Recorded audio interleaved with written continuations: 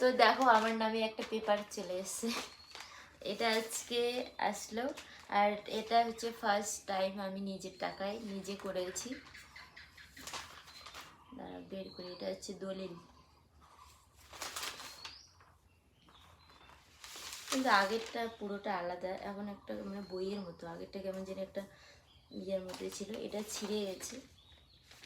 যে এলআইসি, তো আমার নামে আমি ফার্স্ট টাইম আমি এলআইসি করছি, যেটা আমার প্রথম পেমেন্ট হয়ে গেছে।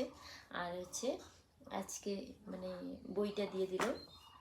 আর এখানে আমার নাম রয়েছে, আমার ঠিকানা, অ্যাড্রেস, তো